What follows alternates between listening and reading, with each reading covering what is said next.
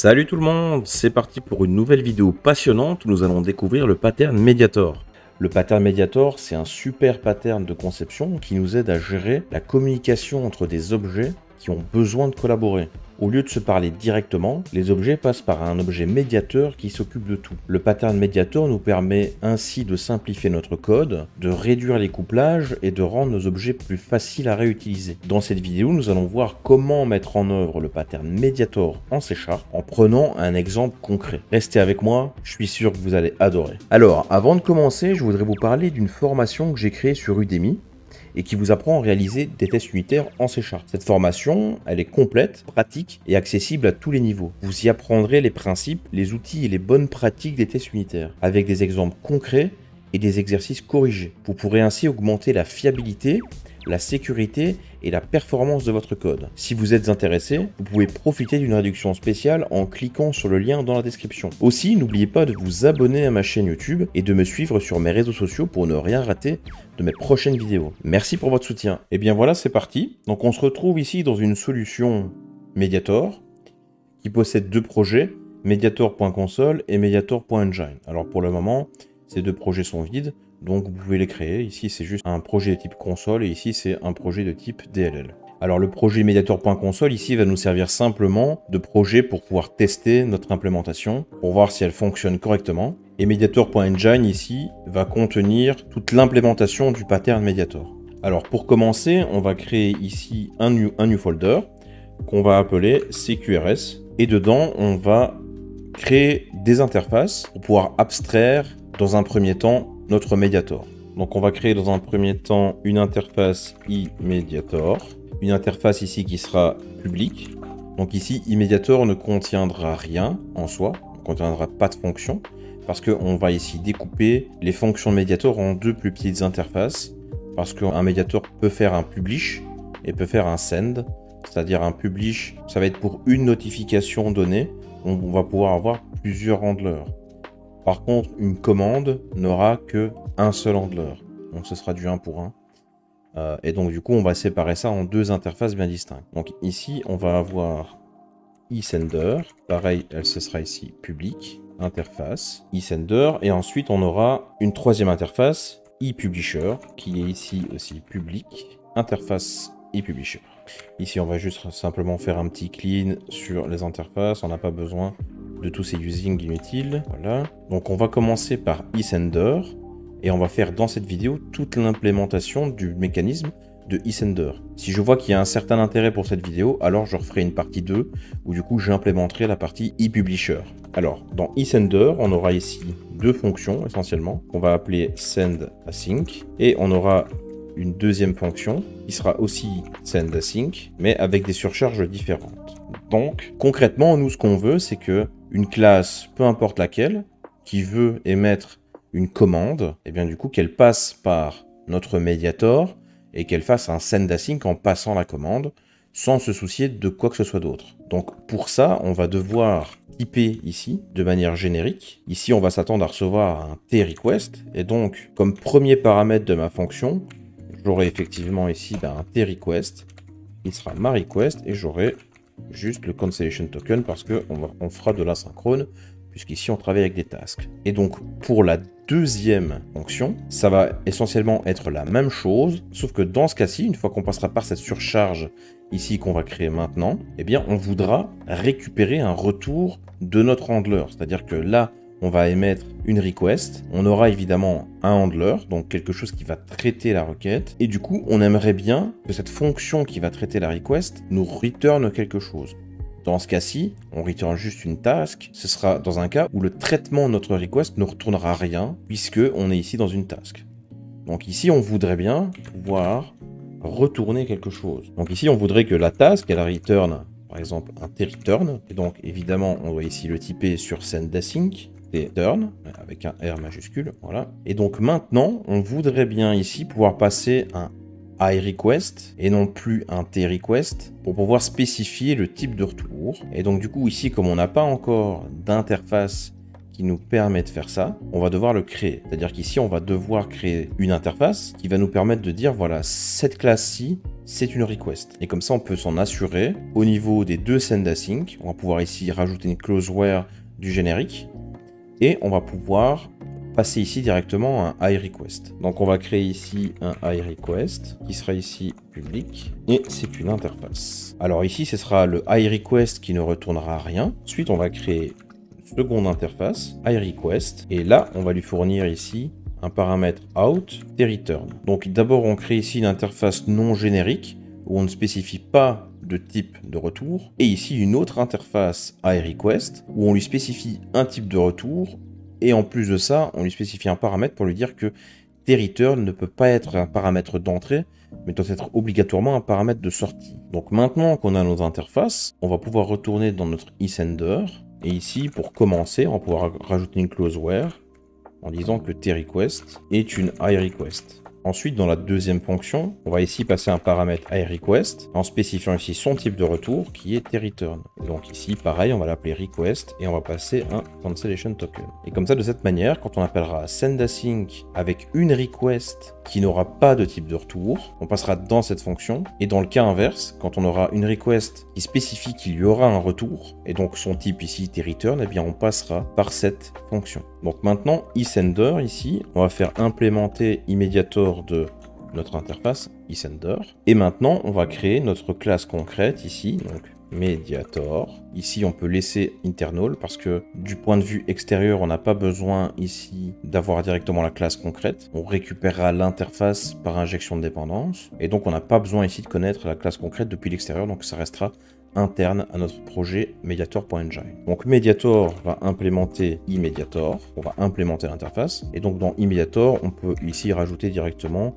le ePublisher, ici qui ne définit rien encore pour le moment, mais on peut déjà le mettre, comme ça c'est fait. Donc ici on se retrouve avec deux fonctions à implémenter, et pour le moment on ne peut pas encore les implémenter, on doit encore configurer plusieurs choses pour pouvoir ici implémenter ces fonctions. D'ailleurs on peut y réfléchir. De quoi avons-nous besoin ici pour implémenter, par exemple la plus simple ici, send-async qui ne retourne rien. Donc concrètement, on a une request. Cette request, elle doit être rattachée à un handler. D'une manière ou d'une autre, on doit pouvoir aller cibler un handler spécifique. Donc globalement, pour une request, on peut avoir un handler à appeler. Donc ce handler sera aussi générique, c'est-à-dire que on ne connaîtra pas son type concret dans cette fonction send-async. Donc pour pouvoir appeler une fonction pour un type pas connu, eh bien il faut l'abstraire. Dans un premier temps, on va devoir créer une interface pour nos handlers. Donc on a créé une interface iRequest pour nos requests. Maintenant, il est logique qu'on crée une interface aussi pour nos handlers. Donc on va ici la rajouter, iRequestHandler, qui sera ici public, et ce sera une interface. Donc de la même manière que pour iRequest, on va avoir besoin ici de deux fonctions, une avec un type de retour et une sans type de retour. Donc pour commencer, dans les deux cas, on aura besoin ici en entrée d'un type ici tRequest, et on peut déjà simplement dire que tRequest, c'est une iRequest. Et ensuite, on va définir un handle async qui prend en entrée tRequest et qui prend un cancellation token. Donc en gros, quand on va appeler handle async, on va devoir lui passer la request. La request qu'on reçoit dans notre Mediator, ici, send-async, donc on reçoit la tRequest et on devra lui passer ici, eh bien, cette même variable pour qu'il puisse par exemple exécuter une certaine logique avec des informations fournies dans la request. Et ensuite, on va créer du coup une autre interface qui s'appellera aussi iRequestHandler, qui elle aura un type de retour. Donc dans un premier temps, on va remettre ici tRequest et on aura ici tReturn. Et on peut rajouter ici une clause where que tRequest est une iRequest de tReturn. Et donc ici, on aura une fonction handleAsync, mais ici qui va retourner un tReturn. Donc maintenant qu'on a nos iRequest et iRequestHandler, on peut déjà essayer de faire, c'est créer une vraie request et une vraie request handler dans notre console ici. Donc on va pour commencer ajouter un nouveau dossier qu'on va appeler users, parce que là on va gérer des users par exemple. Donc on va créer ici un dossier commande, un nouveau dossier create user et enfin create user request. Du coup on doit ajouter la référence du projet Mediator.engine. Voilà. Et ensuite, je vais pouvoir lui faire implémenter l'interface iRequest. Dans un premier temps, on ne veut rien retourner ici. Si on aurait voulu retourner quelque chose, on aurait pu spécifier ici un type, string par exemple, et donc on devrait avoir un handler qui spécifie aussi un type de retour string pour pouvoir avoir la fonction handle qui return un string aussi. Dans notre cas, on n'a pas besoin de ça pour le moment. On va commencer par ne rien retourner. Et donc ici, on peut aussi créer une autre classe, create user request handler, qui va ici hériter de iRequestHandler. Et donc, iRequestHandler, nous, on veut cette interface-ci, donc qui spécifie un tRequest simplement. Notre tRequest, ça va être create user request. Et maintenant, on peut implémenter l'interface. Donc ici, on aura un handle async avec une request ici et pas de type de retour.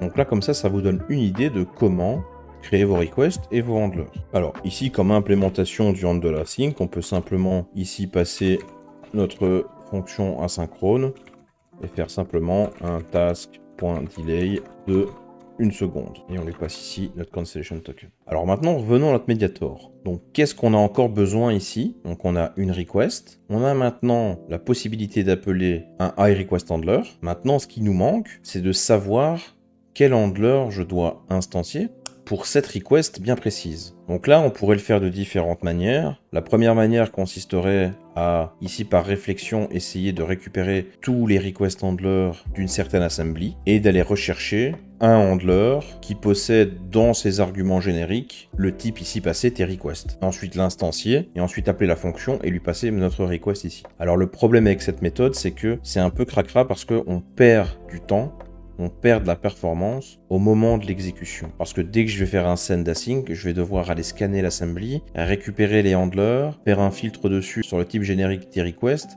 pour savoir quel handler je dois instancier et ensuite appeler cet handler en lui passant tRequest. Donc, c'est pas très performant. Donc, une autre manière de faire, une autre approche, c'est aussi à base de réflexion, mais on va faire ça au démarrage d'application. C'est-à-dire que essentiellement, que je vous ai expliqué, on va faire plus ou moins comme ça, mais on va le faire au démarrage et on va venir ajouter tous nos handlers dans notre e-service collection qui nous permettra ensuite de récupérer un service provider et pouvoir récupérer les services de manière simple puisqu'ils seront déjà instanciés. On n'aura pas besoin de refaire de la réflexion pour récupérer tous nos handlers, etc.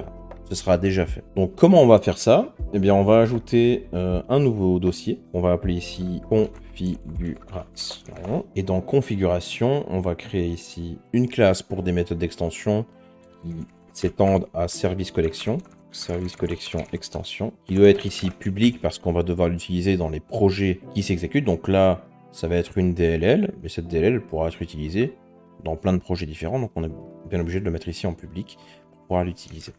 Alors, ce sera statique, comme toutes les méthodes d'extension. Et ensuite, on aura une fonction qui sera statique, qui va retourner un e-service collection. E-service collection, on doit installer du coup le package microsoft.extensions.dependencyinjection.abstraction. Et ensuite, on va l'appeler add mediator. Donc, on lui spécifie que ce sera une méthode d'extension à e-service collection. On va appeler ici service. Et ensuite, on veut une assembly dans laquelle on va scanner les handlers. Alors, dans un premier temps, on va ajouter à nos services notre mediator, donc iMediator, qui sera donc mediator. Et donc l'implémentation, c'est cqrs.mediator. Donc ici, si dans un de nos projets, par exemple dans notre console, on veut récupérer un iMediator, eh bien on récupérera cette instance de mediator. Mais comme je vous ai dit tout à l'heure, on n'est pas obligé de récupérer tout le mediator, on peut récupérer aussi eSender ou ePublisher, en fonction de ce qu'on souhaite envoyer comme commande. Donc du coup, pour ça, on va devoir configurer ici nos services en ajoutant aussi eSender, mais pour ne pas créer encore une nouvelle instance de Mediator pour eSender, on va récupérer celle de iMediator. Et donc pour ça, on ne spécifie pas une implémentation, on le fait ici en récupérant le service provider .getRequiredService, et là, on veut récupérer iMediator, puisque là, on l'a déjà ajouté, donc on peut le récupérer à ce niveau-là. Et donc pareil pour ePublisher. Donc ici on va juste copier-coller ceci et ici on va changer pour ePublisher. Donc là peu importe que je récupère un ePublisher, un eSender ou un iMediator, j'aurai toujours la même instance.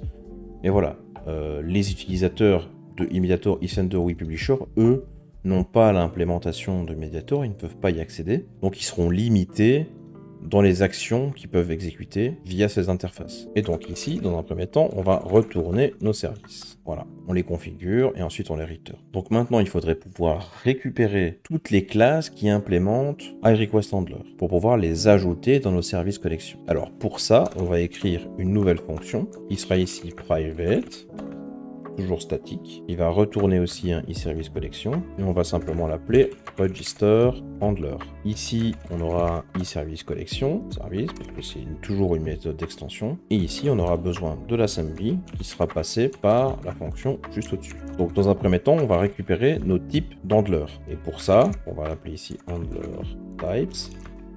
Donc, on va récupérer au niveau de l'assembly.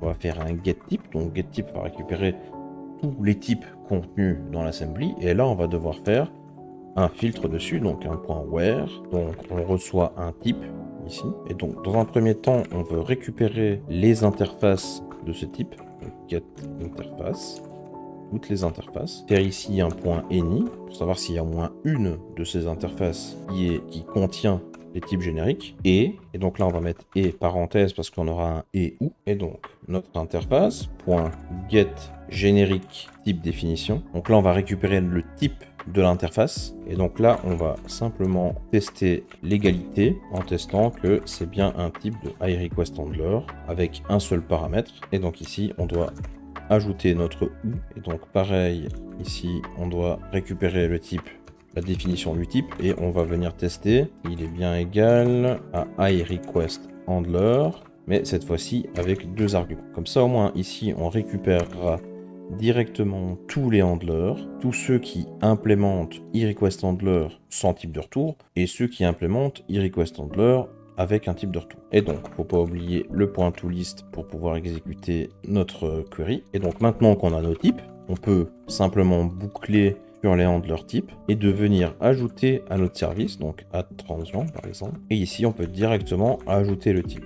Donc là on va venir ajouter dans nos services collection ce type particulier, comme ça ce type sera déjà connu, on n'aura plus besoin d'exécuter ce genre de choses à l'exécution de notre code. Ça se fera au démarrage, et puis voilà. Alors ici ce qu'on peut faire c'est retourner le service, on va pouvoir appeler ici service.registerHandlers en lui passant ici notre assembly. Là maintenant on appelle bien notre fonction ici. Et donc ce qu'on peut faire déjà dans un premier temps, c'est d'aller dans la classe programme et de venir appeler ici notre addMediator pour voir qu'on récupère bien nos types qui implémentent iRequestHandler avec sans type de retour ou iRequestHandler avec type de retour, et voir que tout se passe bien au moment de l'ajout de nos types à nos services collection. Donc on peut mettre un breakpoint ici, on peut aller dans notre console, dans la classe programme.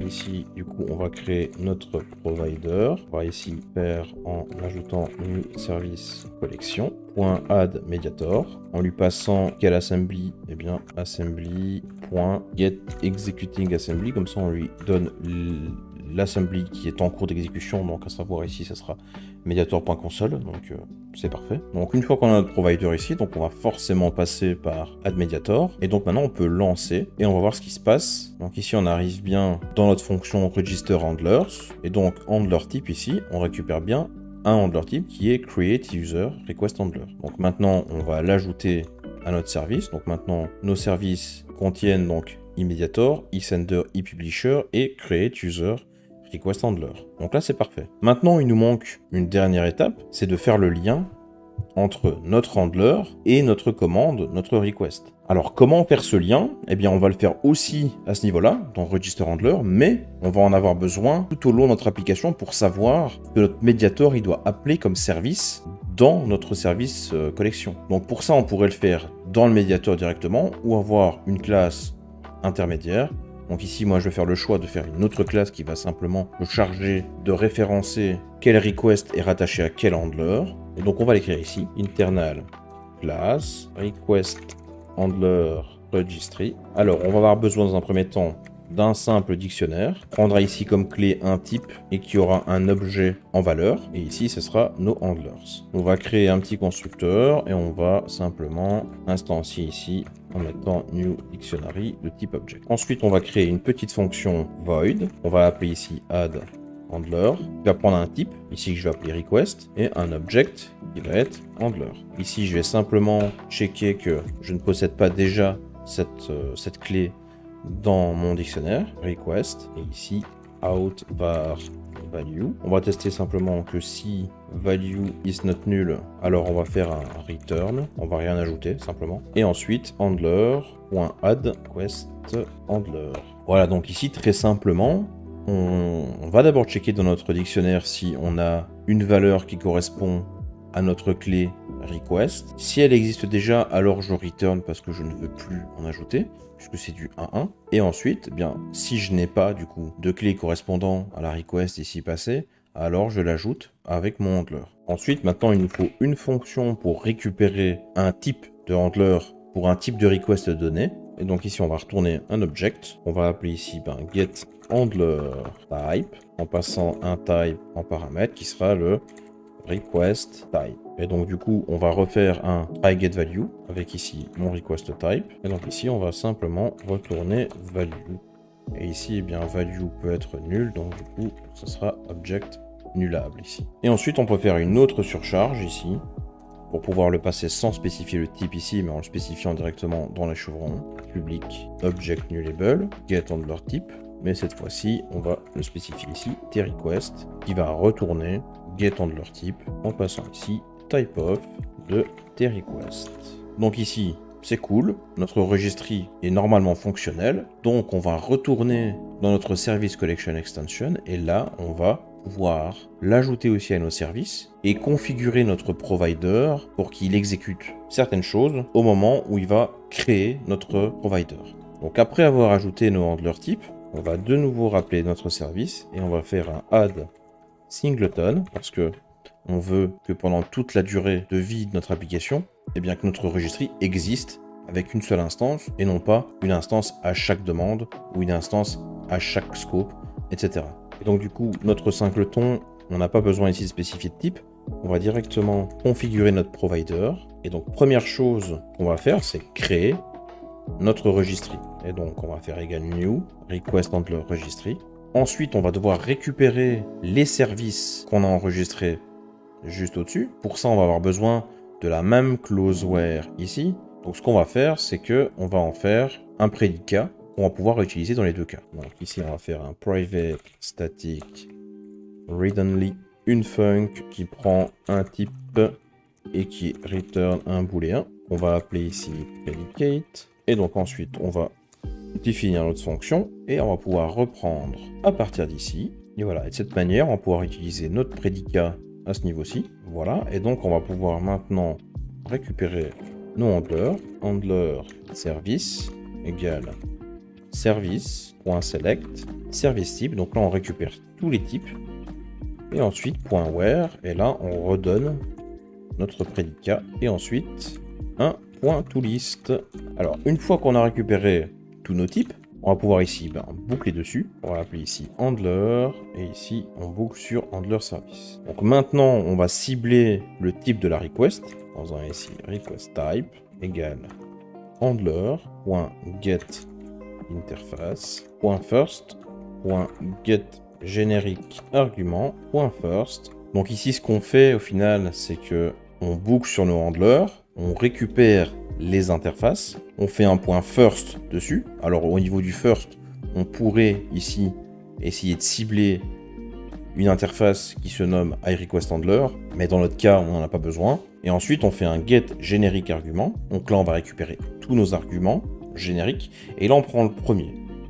Parce que dans tous les cas, iRequestHandler, le premier type, c'est bien une request. Ensuite, une fois qu'on a le type, eh bien, on va appeler notre registry .add handler.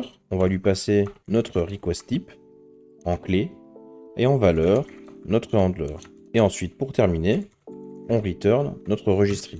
Donc pour récapituler, au moment où on va avoir besoin de notre singleton request handler registry, il va exécuter cette fonction. Cette fonction qui sera exécutée qu'une seule fois, puisque c'est un singleton. Et donc, il n'y aura qu'une seule instance. Donc maintenant, ce registry, on va évidemment en avoir besoin dans notre Mediator. Donc, au niveau du constructeur, du Mediator, on va vouloir injecter request handler registry, qui sera ici notre registry. Donc on l'injecte par dépendance. Et du coup, maintenant que je sais quel handler, quel type handler je vais devoir récupérer dans mes services grâce au request handler registry et à la request qui m'est passée ici, et bien maintenant, il nous faut aussi notre service provider pour pouvoir dire à notre service provider, donne-moi l'instance en question. Et donc pour ça, on va injecter service provider. Et maintenant, on a normalement tout ce qu'il nous faut pour pouvoir implémenter notre fonction send-async. Alors ici, la closeware, je vais juste la mettre ici pour plus de clarté. Alors, dans un premier temps, il nous faut ici notre handler type, puisqu'on a le type de notre request, donc on peut le récupérer grâce au registry.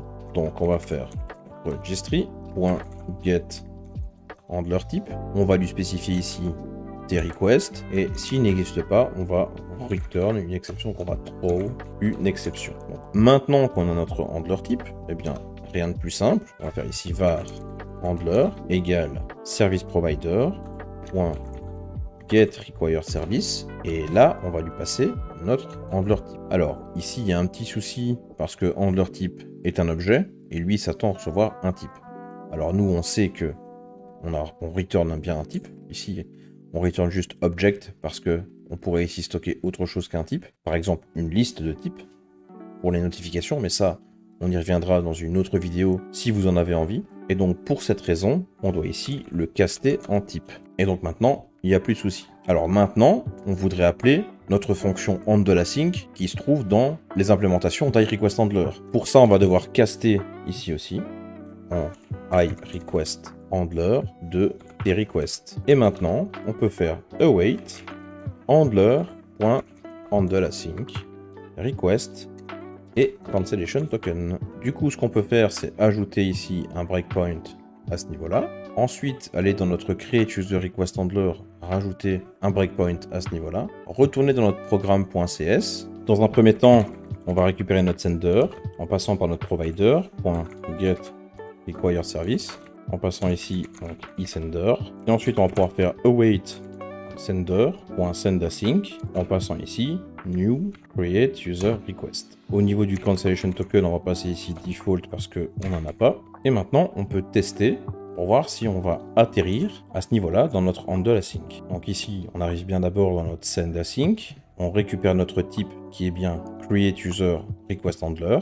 Ensuite, on a notre handler qui est instancié maintenant. Et ensuite, on appelle handleAsync et on arrive bien au bon endroit. Maintenant, on peut essayer par exemple de passer ici des propriétés, par exemple string first name. Et donc, si on retourne dans notre programme.cs, ici, on peut lui passer un first name. On peut relancer ici et constater que notre request possède bien un first name test. Donc là, c'est parfait. Donc maintenant, il nous reste à implémenter cette fonction avec un type de retour. Donc ici, on va gérer par exemple maintenant des personnes. On ajoute ici commande et ensuite create person.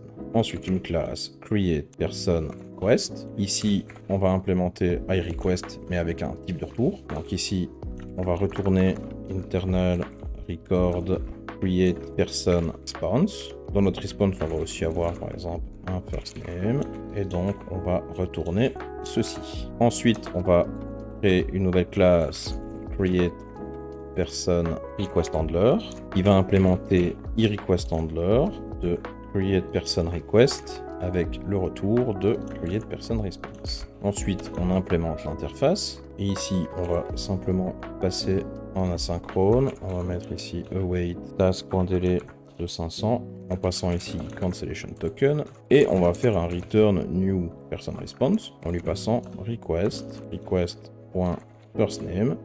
Ici, on n'a pas encore de first name, donc on va l'ajouter. On va ici faire un record et ici string first name. Au niveau du programme, ici, on veut s'attendre à avoir un résultat est égal à sender.sendAsync new create person request en lui passant ici un first name et on lui passe default pour le cancellation token. Donc ici, au niveau du résultat, on a bien une task de create person response. Donc on va faire un await. Donc là, on obtient bien notre create person response. Donc au niveau des signatures, etc., tout est OK. Maintenant, il nous faut implémenter la fonction de Mediator. Alors ici, ça va être un petit peu plus compliqué parce qu'on n'arrivera pas à caster de cette manière-là, iRequestHandler de tRequest tReturn, parce qu'on ne passe pas ici, dans sendAsync, un tRequest. Notre paramètre est directement un iRequest de tReturn, donc on n'a pas le type concret ici. Donc on va devoir se débrouiller autrement pour pouvoir le caster dans un type qui nous intéresse ou, dans notre cas, appeler une fonction avec de la réflexion. Donc pour commencer, on va pareil récupérer un type, le type de notre handler. Donc cette fois-ci, ce sera toujours registry.getHandlerType, mais avec la signature où on lui passe un type en paramètre. Parce qu'ici, comme on n'a pas le type concret, on est obligé de faire un request.getType. De la même manière, si on ne trouve pas de type, alors on throw une exception. Ici, on va le caster en type. On va lui préciser qu'ici, ce n'est pas nul. Ensuite, on va récupérer notre handler depuis le service provider. Donc, service provider.getRequireService en lui passant notre handler type. Mais cette fois-ci, comme je vous l'ai dit, on ne peut pas le caster en iRequestHandler parce que si j'essayais de faire ceci, eh bien, tRequest n'existe pas. Et je ne peux pas lui passer iRequest de tReturn ici parce que ça ne fonctionnerait pas. Donc, on ne peut pas le caster. Et donc, on a ici en sortie un objet. Et sur Object, on ne peut pas appeler la fonction handleAsync. Donc ce qu'on peut faire, c'est récupérer sa méthode par réflexion. Donc on va faire var handleAsync méthode égale à handler.getType.getMethod. Et ici, on va faire un nameof de iRequestHandler. Passons ici par exemple iRequest. Ici, ça n'a pas d'importance. C'est juste pour récupérer le nom d'une fonction sur ce type. Et ensuite, .handleAsync. Ici, je n'ai pas cette fonction. Alors, je throw une exception. Ensuite, je vais récupérer mon résultat faisant await de handleAsyncMethod.invoke. Je l'invoque sur quoi? Je l'invoque sur le handler, l'objet ici. Et ensuite, au niveau des paramètres, je vais lui passer donc un new object tableau en lui passant la request et cancellation token.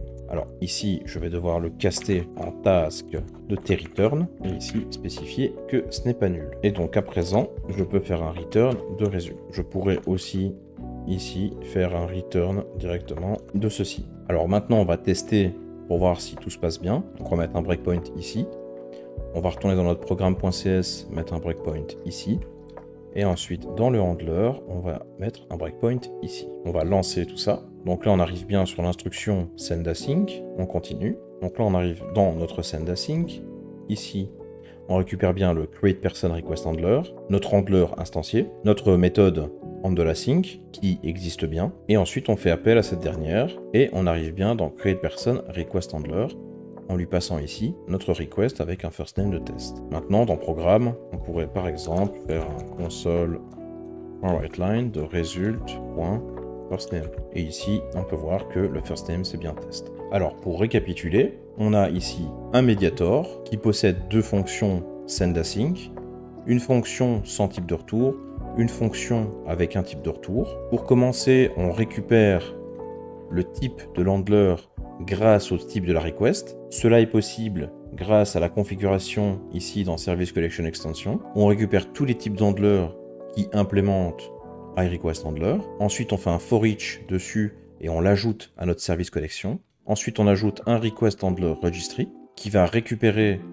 dans tous les services ceux qui correspondent à notre prédicat, c'est-à-dire iRequestHandler sans type de retour, iRequestHandler avec un type de retour. Ensuite, on boucle dessus, on récupère le type de la request grâce à l'argument générique dans l'interface, et ensuite on l'ajoute à notre registry avec le type de la request et le type de l'handler.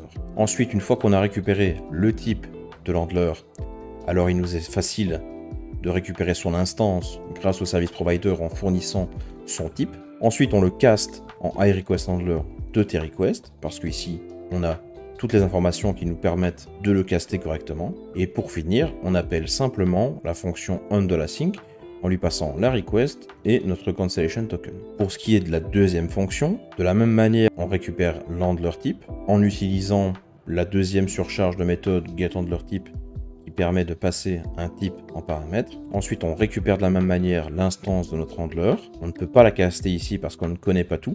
Alors, on pourrait très bien rajouter ici un deuxième argument générique qui est tRequest et tReturn, mais l'inconvénient de tout ça, c'est que vous allez devoir, au moment de l'appel, dans programme.cs, fournir ici deux arguments, qui est un peu embêtant parce qu'il n'arrivera pas à le déduire automatiquement. Donc pour faciliter l'utilisation, j'ai préféré le faire de cette manière. Et donc du coup, on récupère la fonction via son type, mais grâce à la fonction getMethod. Alors on pourrait ici mettre le nom de la fonction onTheLastSync en dur en passant une chaîne de caractères onTheLastSync, mais le problème étant que si on change la fonction, si on change son nom, et bien du coup, il faut se rappeler que on a mis en dur une chaîne de caractères onTheLastSync. On appelle cette fonction en appelant la fonction invoke. Invoke qui prend ici un objet en paramètre pour dire voilà, c'est sur quel objet que je dois appeler cette fonction. Et donc du coup, dans notre cas ici, c'est handler. Et ensuite, on lui passe les paramètres grâce à un tableau d'objets, request et cancellation token. Donc voilà, maintenant, vous savez comment implémenter le pattern Mediator en C# en utilisant les services collection. Donc si vous avez des questions, n'hésitez pas à me les poser en commentaire, je me ferai un plaisir d'y répondre. Pour me soutenir, n'hésitez pas de laisser un petit pouce bleu, de vous abonner, partager la vidéo, et n'hésitez surtout pas à rejoindre mes différents réseaux sociaux comme Discord, Twitter. Si vous avez envie qu'on aille plus loin dans l'implémentation de ce pattern ensemble, et par exemple pouvoir implémenter les fonctions de publish, c'est-à-dire pour une request donnée, avoir plusieurs handlers, et que ces handlers puissent être exécutés l'un à la suite de l'autre, ou en parallèle par exemple, eh bien n'hésitez pas à me le faire savoir en commentaire, et je ferai une deuxième partie avec cette implémentation. Merci à tous pour ceux qui sont restés jusqu'au bout, et je vous dis à la prochaine.